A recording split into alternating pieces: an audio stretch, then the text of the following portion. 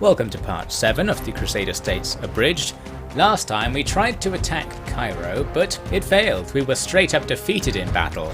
But long story short, we just came back with loads more guys, and then a nice twist of fate made half the Fatimid troops die mysteriously before we started the main attack, so that's going to make our life easier here.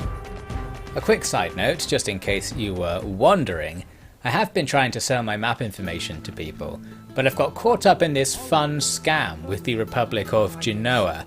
For some reason, about half the time when I offer to sell the map information, they negotiate me down to, well, I'll give you half the money, but you don't have to give me anything in return.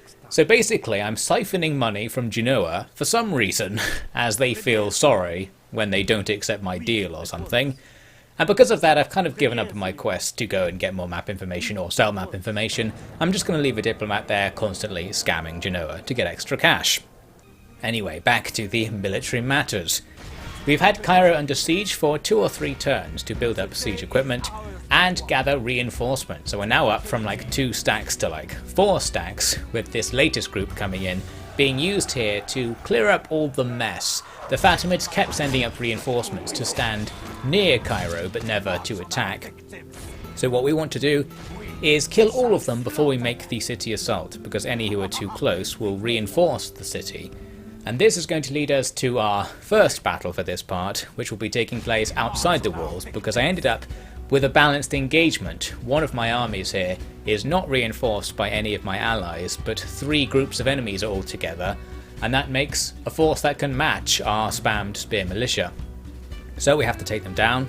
This is one of those cases where you want to rush one enemy army to take them out fast, but the enemy's first group of reinforcements were so close actually to where we deployed that I couldn't really do that. Well, I probably could have, but I spent too long messing about with my deployment trying to work out which way to go. So basically I ended up splitting the army into 2 halves. I'm going to fight in both directions at once.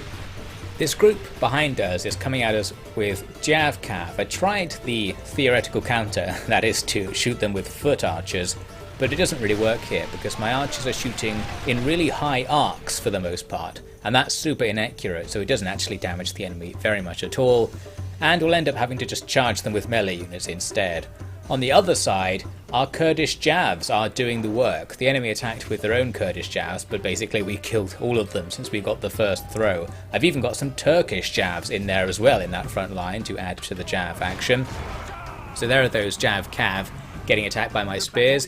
They're still dying pretty hard, my spears that is, but we will be able to overcome them.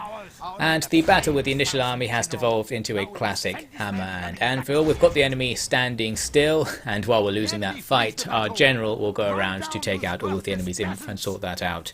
Now the inf from the enemy's first reinforcement army are coming in to fight us, and again we have the issue that their melee infantry is better than mine, so we can't beat them in a straight up fight, but we've got numbers, positioning and some spare cav to throw around. Plus that first army is dead, so we can start bringing reinforcements back over. Although mostly they're going to be used to fight the third enemy army, which is now arriving. Their light cav smash into my spears and start annihilating them, but we quickly surround them with their own light infantry, and now that their charge bonus is gone, they won't do well. There go some of the enemy spearmen, leaving just one more unit to face, and with a bit of micro we can do some surround and pound and take them out. It's going to be the same deal for that third army. Another case of we're going to lose, but if we can just tempt them into leaving, get them routing, then we can suddenly turn these fights around. Here our Bedouins make a very bad downhill charge against the enemy where they kind of just stopped at the last second. They're not a very good unit, so they probably wouldn't have done much anyway with a full charge. But yes, everything's routing all over the place, so we've focused it all down on this final army and take them out. We will need to continue into the rout phase and get as many kills as possible, because you can't really tell if you've killed 85% of each individual force, which is what you need to do. Anyway, we do that, and all of the enemy armies were successfully destroyed. Wouldn't have mattered in this case anyway, because them retreating is all we need. We're just clearing things up for Cairo. So, all of our armies can now focus in on the city. As I mentioned last time, I could just siege them out and win automatically, but we're just going to attack now to see what happens. The fun caveat to our level of strength is that most of my men will be under AI control. I can choose to not do that, but that doesn't mean I can control them. There is a 20 unit limit, so my first stack would have to die to allow me to bring in the second stack, etc. So to actually bring all of our forces to bear and make something of our numbers, the AI will be controlling the vast majority of my men, so we'll have to see how that goes. And indeed, the enemy army is quite good. They do have Saracen militia and Arab infantry, two types of units that far outclass our own standard melee infantry. So taking the walls could be challenging if they actually try to stop us. We can make life easier for ourselves by not attacking parts of the walls that are defended, and that's what I'm doing right here. We're going to actually bother using that strategy in this battle. So I'm going to start my attack on the northeast part of the town and send a ram into the east gate since it doesn't look very defended. At the same time, as you can see on the minimap, we've got armies approaching the town from all directions, and that's great. It's got the enemy split up, so there aren't that many men defending each part of the wall. The question will be, what will the AI do? They've got lots of ladders and loads of juicy places they could set the ladders up for free entry into the town, but will they do it? We'll just have to wait and see. Not all of the AI have siege equipment. I think one of the armies doesn't have anything, so they will have to wait for other breaches to appear before they can do very much. As well as that attack at the northeast, I sent men towards the southeast section of the city, but the siege towers ended up walking off somewhere. There was some invisible, impassable terrain, so that all just messed up. But the attack in the northeast is going well. We've got 2 towers set up and they're still unopposed. I'm also sending towers towards the opposed part now, because while we can get this fight going just to lock them down, we can now outflank the enemy and attack them with multiple units to try and gain victory. My spear militia are going to get absolutely annihilated by the enemy's Nubian spears there, but I'm setting up my jabs down on the ground to throw up into the back of the enemy. And by throw up, I do mean throw javelins, by the way. And yes, this is especially effective. We're absolutely cutting them down with each volley. I only did manage to get a couple of volleys off actually, because the enemy reacted to this in an okay, sort of half glitched fashion. Some of their troops came down off the wall and kind of engaged my jabs, but you can see here, when I give an attack order, it just cancels it automatically. So my jabs ended up getting stuck in this limbo where they stopped firing, but nor could they move to go and engage in melee or start a new ranged attack order. So I don't know what they did, but they glitched me out. It didn't save them though. In the end, we'd killed enough of them that my sheer numbers allowed us to capture that part of the wall. At the same time, we opened the enemy's east gate, and I sent my cav in to rear attack these Saracen militia who were standing in the street with their backs turned to us. Unfortunately, the charge was very ineffective. Turning the corner in the street probably ruined it. And then Saracen militia are hard to kill. They have something like 14 defense, double a regular spear unit. So I'm going to give up on that fight for now. Here I'm sending my Crusader Knights to go support the other armies, and this gives us a chance to see what they're doing. The one that's attacking from the north is doing nothing. The one that's attacking from the west is also mostly doing nothing. They've got loads of cav, and while they did have infantry who have set up ladders on the wall, they forgot to capture the gate, and the infantry have just gone on. So the cav are waiting for the gate to be opened, and the infantry are just doing a suicide push up this street filled with enemies. Who knows what sort of trades they're getting there, but there's nothing we can do. We'll just let them die and try to catch up to mop things up afterwards. We've won on our little bit of the wall, so we're ready to push into the town centre, and there is just one unit stopping us right now. I've got my jabs fighting them in melee. Gonna bring the cav over to try again at getting a rear attack there, because really it's the only way we have to take them down. In the south, the AI army made a much better push and has successfully got into the town, but units are blocking them. Same thing in the north really. All of the routes to the town centre are blocked by at least one enemy unit, so we're all in the same position. However, on my approach, the blockage wasn't very complete. I thought we can probably sneak past these militia and actually get all of our heavy cav right into the town centre ready to do some antics. This wasn't as cheeky as I hoped, because the enemy reacted quite well. As I went into the centre, many of their generals in the other groups came over to meet me, and so I had to quickly get out of there to avoid fighting their generals on the capture point. Meanwhile, those Saracen militia are just kind of stuck in the corner. We've got them surrounded, but we're not killing them very fast. I decided to leave my men to it and bring the group that made it to the centre down to the south road to attack, but the troops that were there were running back, so we ended up facing them head on. I've got reinforcements there though, so we can come around and get a sandwich going. Not the best sandwich though, because it's our static cav against the enemy's spearmen. We can't get a charge going or anything. I actually expected this to be quite disastrous, but it's going to go a lot better than it looks, because I think there's another glitch going on. The same thing that happened to my javelinmen earlier, where they just kind of got stuck, I think also happened to these guys. You can see them here, they're just kind of standing around for the most part and not fighting. A few of them are attacking us, and we took the odd casualty, but very few considering we're using all cav against all spears, and once they finally rout, they'll all be dead.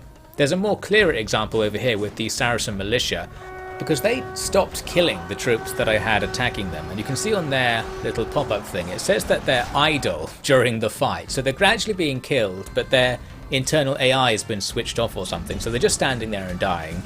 And that's going to help us out quite a lot, obviously, because our cav heavy army is able to break through the enemy's relatively heavy spearmen in this fashion, and with that done we can start moving on towards the town centre.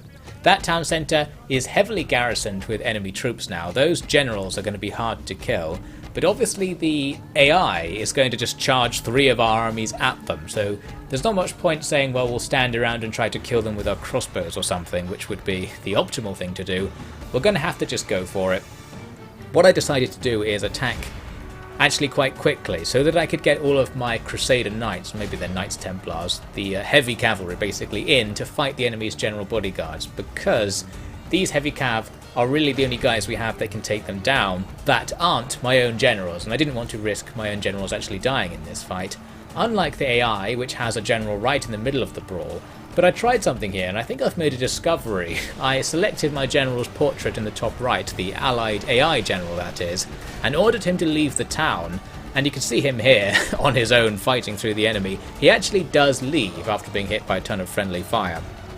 So I'm guessing what you can do is give AI armies a vague order about what direction to go in, and so by telling him to leave, all of his troops will also leave the town, but now he will not die, and we don't need his troops, we've got plenty of men here. So that worked out quite well, and yes, a handy discovery, for me at least, to use later on. You can give somewhat limited orders to the AI companions. I've used them loads of times, but I've never managed to discover that, and no one's probably ever told me, / I don't remember people telling me in the past. I'll blame someone else for this. Anyway, back to the fight. As you can see, we're going to just pile in everything and try to defeat the enemy. It's going to be a fight to the death, and things like those Nubian spears are going to be really annoying. But after a very long time, we're getting there, with enormous losses to our own side of course, and some bright spark among the AI is shooting fire arrows into the melee. That's very nice of them. But yes, we have numbers on our side, so we will win eventually, but we're going to be sacrificing tons of our hard to replace heavy cav. This is a pretty climactic battle though, so if we're going to lose them somewhere, it should be here. This is the enemy's capital, and I think their newest king is somewhere in this mix as well. You can see we get situations like this, where there's this one enemy officer, and officers have really high stats that allows them to deflect attacks from all directions at once, so this guy just can't be killed despite being completely surrounded. He does eventually die, and that guy was the last guy on the capture point. However, that doesn't end the battle like I thought it would, because it turns out there is one other general who was fighting down the street. They didn't bring all of their men back to the capture point during the retreat they did earlier. So we moved some guys over there to rear attack here. Nicely, the AI was using javelins to combat this enemy general, which is the right thing to do. I'm sure it was an accident, but good work from them. He routs, and that ends the battle. Finally, a clear victory. I think we lost about the same number of troops as the enemy did, so it wasn't a complete disaster or anything like that. The AI armies did okay, although mostly because their troops were dithering about not doing anything. That was the main way they survived. The ones they did deploy into combat certainly did die. Anyway, we've got the town, and as I said, this is a particularly important place because Cairo is not only the enemy's capital, it's one of the victory regions. We need to hold Cairo and Jerusalem to win, so now we've got both of our victory regions. It's also a very good town just overall. It's got a ton of buildings already, it's got a big population, so right off the bat it's making us a load of money, and it's only going to go up as we start to optimize things and sort everything out. So very good news for our troops. The Fatimids are not defeated. They do have one more region to the south, but we've got these armies right here, so let's go after them. I spent a long time reorganizing the armies to get all of the units that were basically dead either merged into other units or taken out. and managed to get 3 stacks out of the 4 stacks we had originally. Well, 3 incomplete stacks, that is. One army, as you can see, is moving west. I was tempted by this grey territory over here, because grey territory usually means rebels, and it's fair game. But if you're paying very close attention, it's not the right colour grey. That's actually not rebel territory over there, and we'll discover that much later next time, discovering it the hard way, of course. In the meantime, 2 stacks that are in fairly good condition will go south towards the final Fatimid settlement to go deal with whatever's there. I felt bad though leaving Cairo with only scraps of troops inside. Even though public order is okay, I thought I probably should have more men there, just in case an army appears from the fog of war, as has happened before. However, someone else appears here. It's that rebel general we had, Alain de Broyer. He was hiding in the trees beside the road. He's already ambushed me before at this site, and now he's done it again. The ambush actually failed, so this is a regular defensive battle. And the balance bar is only slightly in their favour, so I thought this might be a chance for us to actually punish the rebel. We started with really good terrain on top of a massive hill, and because in this game hills actually give you extra range on your ranged units, we can shoot them from our deployment zone. The disappointing factor is that we have crossbow militia, and they fake me out. They don't actually shoot the enemy even though they're doing the animation. And the levy archers say they're firing, but they're just not doing anything. So overall, another massive ranged unit disappointment, a running theme of this series. Meanwhile, the enemy have some horse archers who've come up on our left. I'm going to try and use my levy archers to shoot them. It turns out with this terrain that the routes up to the front of my formation are really impassable. There's this weird ridge thing, which is actually a road in the game's logic, so you actually move faster along it, but because it's all steep and weird, it's being considered somewhat impassable, except for certain points on it. So, long story short, the enemy come around to our right flank to find a point where they can cross that road, and our centre ends up not really being engaged. So now we're fighting mostly on the left and right flank, but also the enemy are very queued up. Their units are coming in single file, making it easier for us, which is pretty good. We can't ignore the centre, because there is a route up and a few units are tempted to go up there, so we're just paying attention to 3 fronts, which makes the micro a bit annoying. On our right, things are okay because we've got the enemy's light cav static and we're just going to kill them there. In the centre, we've got Saracen militia coming up, and that's a problem because even with our not spear militia unit, our regular spearman unit, we'll have trouble. I mentioned Saracen militia have 14 defence. I was checking earlier, and Knights of Jerusalem, for example, have 13 defence, so this militia unit can out-defence a knight unit. For some reason, they're just really overpowered, so that is going to be an issue, having that tank gradually roll up our centre. Things are going okay on the flanks though. We've blocked the enemy, and we're going in for some surrounds and pounds. Here's another example of Bedouin infantry having a terrible charge, which I mentioned earlier. You can see even charging downhill, they charge pretty much in slow motion. And when they make impact, it doesn't do anything, so that's the end of that. The charge just peters out. No damage to that really weak peasant unit, which should have just been swept off the field, but oh well.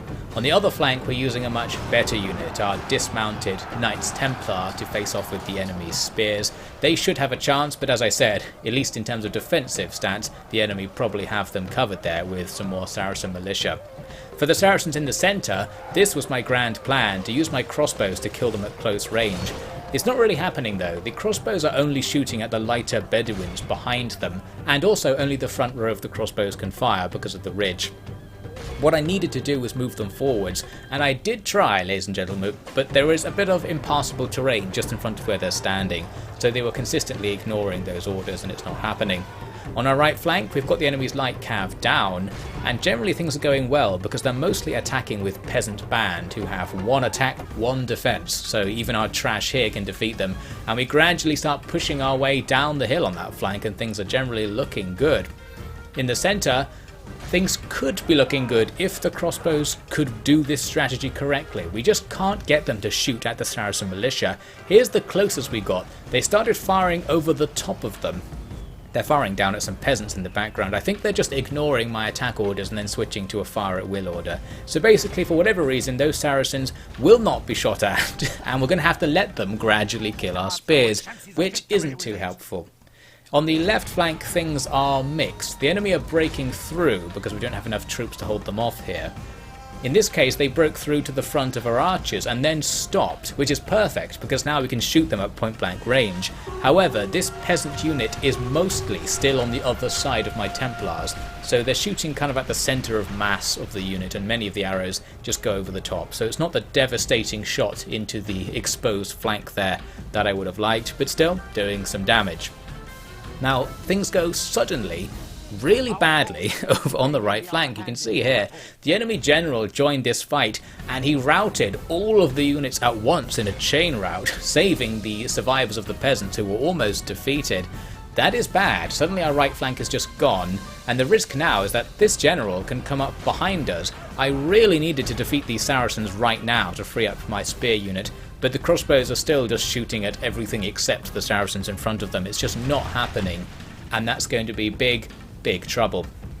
On the left, the enemy units actually started routing, and I'm going to immediately turn around because we need to deal with this general being behind us. I'm also ordering the crossbows and archers to try and shoot at him. Luckily, he just walked past them on his first trip across the back of our line, so our ranged units survive. I thought he might go for our melee units, but then he turns round, looks for a second like he'll go for the archers, but then leaves them alone and they put a volley into the back of his unit. And finally he does commit to attacking our crossbows, and check out their numbers at the bottom. 2 seconds, half of them are dead, and the rest rout. So that did not last very long. This general is a serious issue. The only thing that can challenge him would be ranged fire while he's locked down fighting, say, our spears, something that won't just die instantly. But we don't have anything to hand right now. Our Knights Templar have gone down the hill chasing a routing enemy unit. Should have kept a closer eye on them because they'd be handy up here right now. I did get some spears in to fight with this enemy general, but the general routed both the spears and the archers before I could get the archers out to start shooting. And now we're in real trouble because everything's just routing all over the place. They're not going to be able to escape because the general will just cut them down, and those Saracen militia in the centre also routed the spears they were fighting. That meant it was just the Knights Templar who down the hill just got swarmed by everything. Their morale was just too high to rout, so they stood there and fought to the death, fighting in all directions, surely inflicting a few more casualties on the enemy, but not very many by the looks of things. And that's a defeat in this battle, so the enemy's ambush succeeded in the end. We didn't even kill that many of them. I think that could have gone a lot better with just a little bit more luck and more fine-tuning of the positioning there. But I suppose we've learned our lesson, and Alain de Broye has struck again. Might actually take revenge on him at some point for all these humiliations he keeps inflicting upon us. The good news is that I did ultimately get some units over to Cairo by using some of the guys in the nearby fort to go over. So I guess I got what I wanted, and I didn't even really need to do that anyway, as mentioned earlier, so this was all a big waste of time. I just thought that was an interesting and slightly unique battle for us. We shall go back to the main campaign and go for the final Fatimid settlement, and then think about how we're going to actually finish the campaign and get some more regions to reach our victory conditions, all in the next part.